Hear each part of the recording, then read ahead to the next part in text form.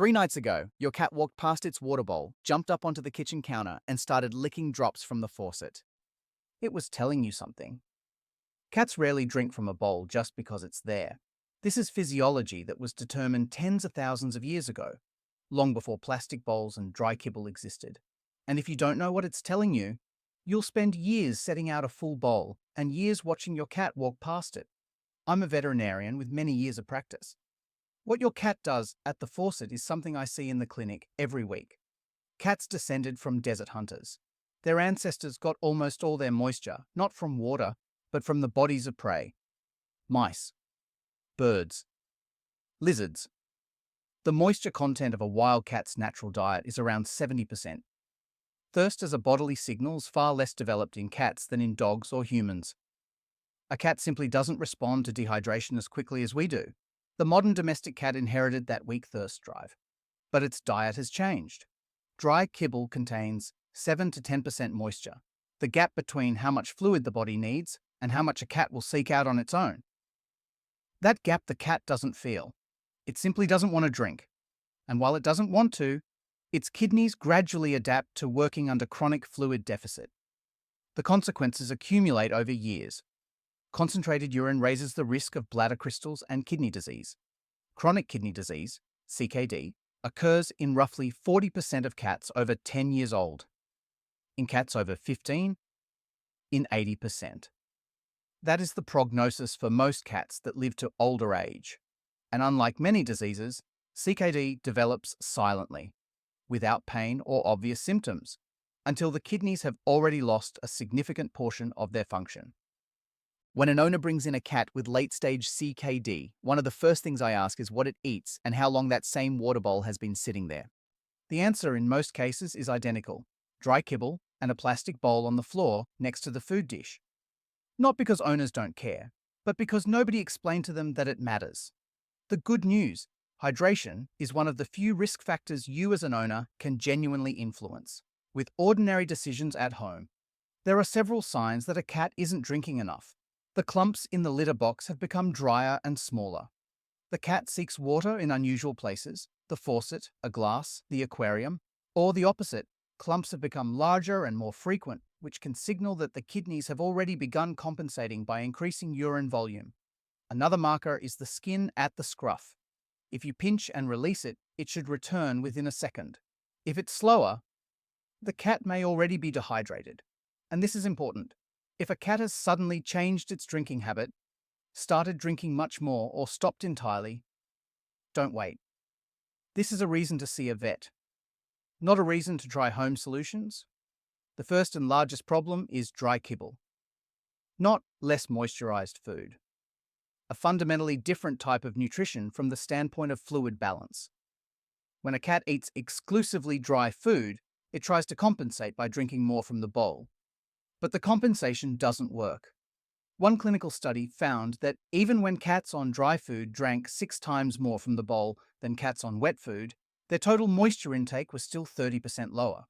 Moisture in the diet is not replaced by water from a bowl, simply because the cat doesn't feel the need to drink that much. This is the limit of what instinct can do with an anatomy designed for a different diet. Most owners I see feed their cats either exclusively dry food or dry food as the base.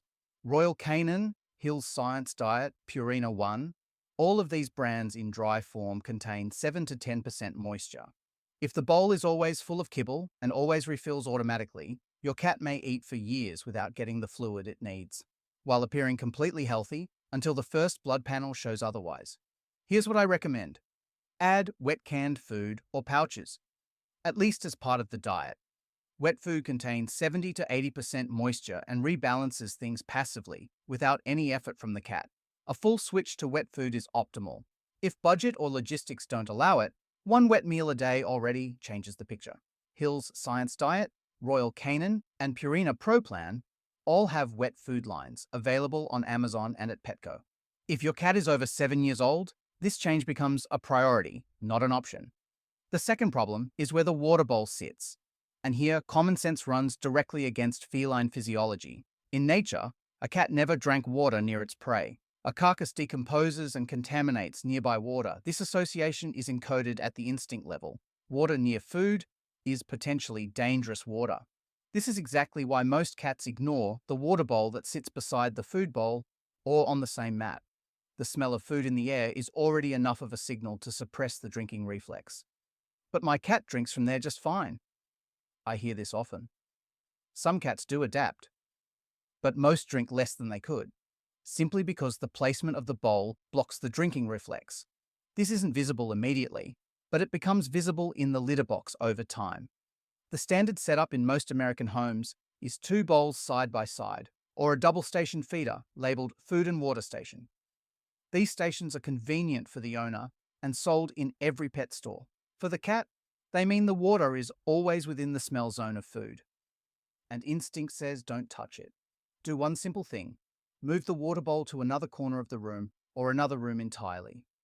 There's no research that precisely measures the optimal distance, but veterinarians and feline behavior specialists consistently recommend at least a few feet and ideally a different room.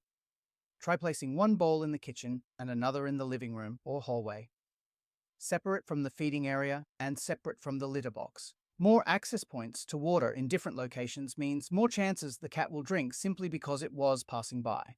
The third problem is the bowl material. And here's why changing the water every evening isn't just about freshness in the ordinary sense. Plastic is porous at the microscopic level. Every time a cat drinks, its rough tongue leaves tiny scratches in the plastic. Bacteria colonize those scratches, primarily Serratia marcescens, which forms pink slime, and Pseudomonas.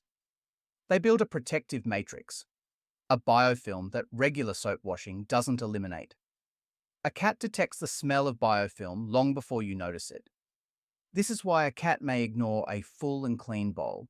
For the cat, it isn't clean.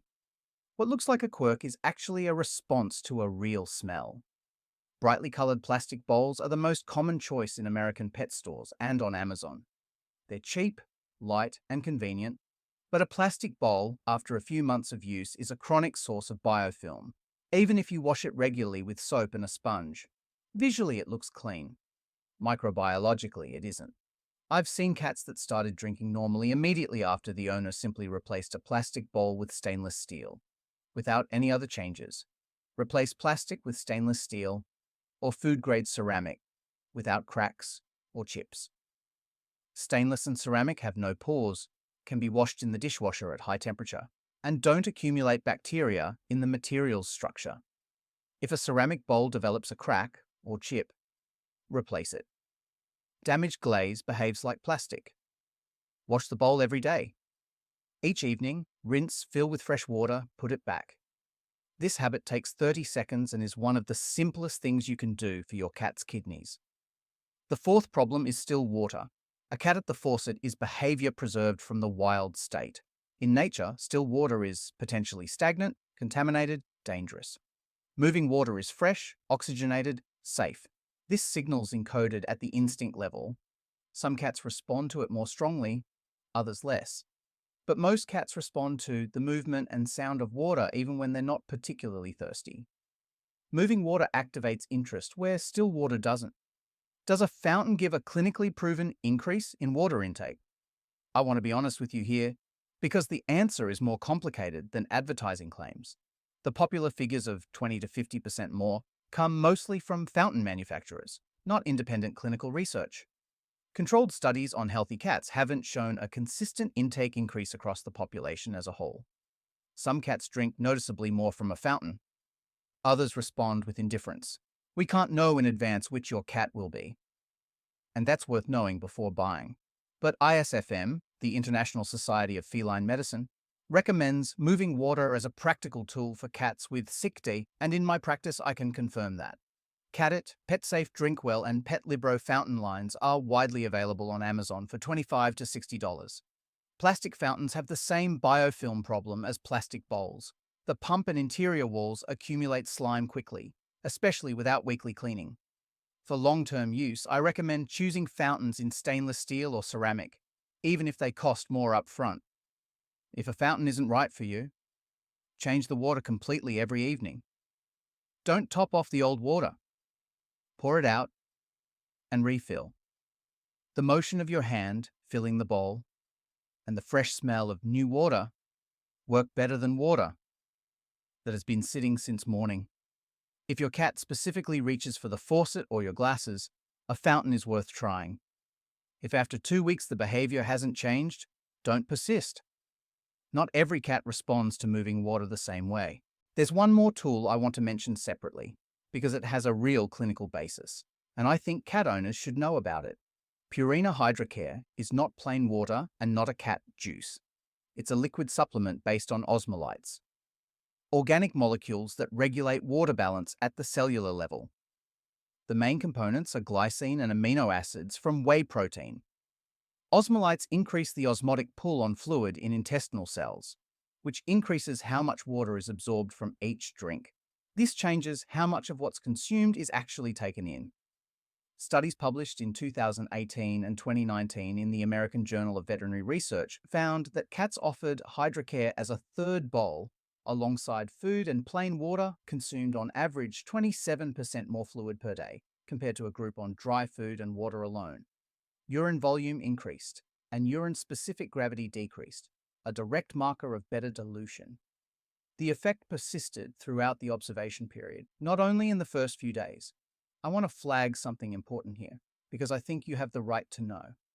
These studies were conducted and funded by Purina. There is no independent replication with a neutral funding source. That's not a reason to dismiss the results. The mechanism of osmolytes is well established in human medicine, and the logic of applying it to cats appears sound. But it is a reason not to treat the 27% figure as definitive. Hydrocare is available without a prescription on Amazon and at Petco in 85-gram pouches. It's offered as a third bowl, separate from food and plain water. For a cat over 7 on dry food, especially one that already shows signs of low fluid intake, this is an option I consider worth attention. But it doesn't replace diagnosis. If there are any concerns about your cat's kidney health, see a vet first. If your cat is over 7 years old and eats mostly dry food, do one thing tonight. Add one wet pouch or canned meal to its diet. This is the simplest change with the greatest impact on total fluid intake. No amount of fresh water in a bowl compensates mathematically for dry kibble. And no fountain, no supplement will deliver what wet food as a dietary base delivers.